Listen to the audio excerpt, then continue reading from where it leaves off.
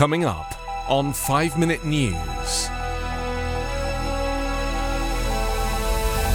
Oath Keepers leader tried to contact Trump during January 6 insurrection. Biden blasts extreme MAGA Republican agenda. And Fed raises interest rate by 0.5 point in a bid to tame inflation.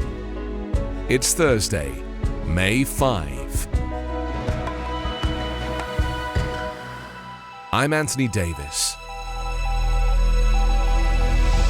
A member of the far-right Oath Keepers militia group pleaded guilty on Wednesday to the high-level charges of seditious conspiracy and obstructing Congress's certification of the Electoral College votes on January 6, 2021. William Todd Wilson of North Carolina admitted to joining the Oath Keepers, including leader Stuart Rhodes, in planning to use force to halt the peaceful transfer of power from then-President Donald Trump to President Joe Biden. Wilson is now the third member of the far-right group to admit to seditious conspiracy, the most severe charge so far brought against alleged members of the January 6 mob. But he is the first to reveal that Rhodes attempted to contact former President Trump on the evening of the riot. At approximately 5 p.m., Wilson, Rhodes and others left the Capitol grounds and walked together to the Phoenix Hotel, the statement read. Rhodes then called an individual over speakerphone. Wilson heard Rhodes repeatedly implore the individual to tell President Trump to call upon groups like the Oath Keepers to forcibly oppose the transfer of power.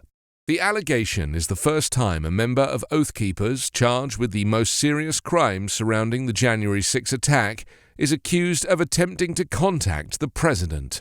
Wilson admitted to bringing an AR-15-style rifle, a 9mm pistol, approximately 200 rounds of ammunition, body armor, a camouflaged combat uniform, pepper spray, a large walking stick intended for use as a weapon, and a pocket knife to a Washington, D.C. area hotel room ahead of the attack.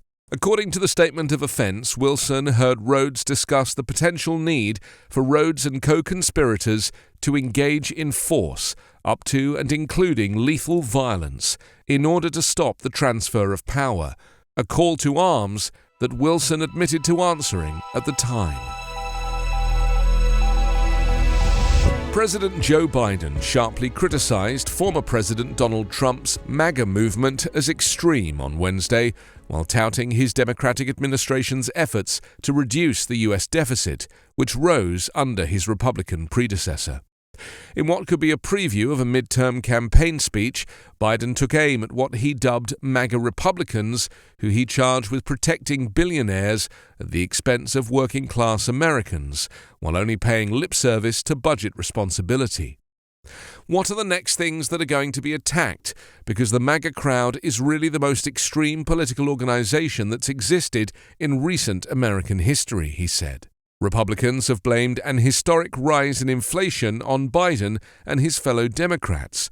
Some experts have linked inflation to government spending to safeguard workers and the economy during the COVID-19 pandemic, as well as global supply constraints, which has caused inflation to rise in almost every country across the globe. Biden noted that the annual deficit was going down. Revenue has increased as the economy emerges from the pandemic and winding down of COVID emergency spending. He noted that the deficit never declined under Trump. The United States has reported budget deficits every year since 2001. Beginning in 2016, increases in spending on Social Security, healthcare, and interest on federal debt have outpaced the growth of federal revenue. In the past few years, the annual deficit has ballooned to around $3 trillion due to pandemic spending and loss of revenue.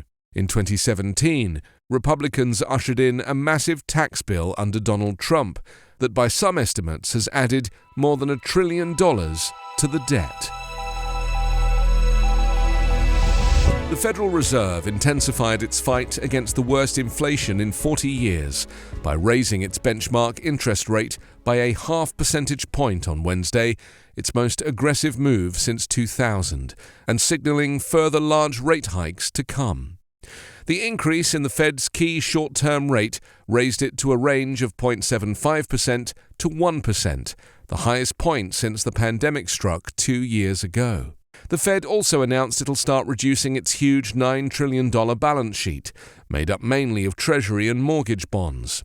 Reducing those holdings will have the effect of further raising borrowing costs throughout the economy.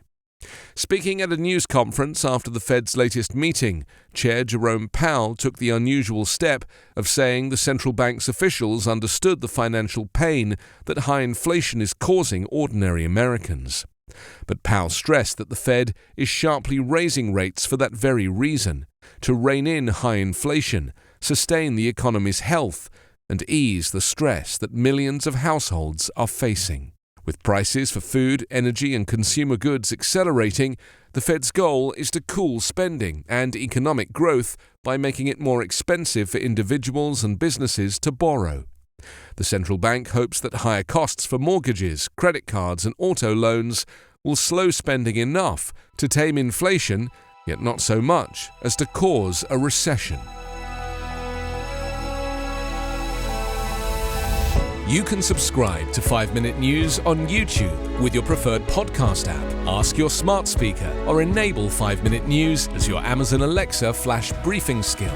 Subscribe, rate and review online at 5minute.news. 5-Minute News is an Evergreen podcast covering politics, inequality, health and climate, delivering independent, unbiased and essential world news daily.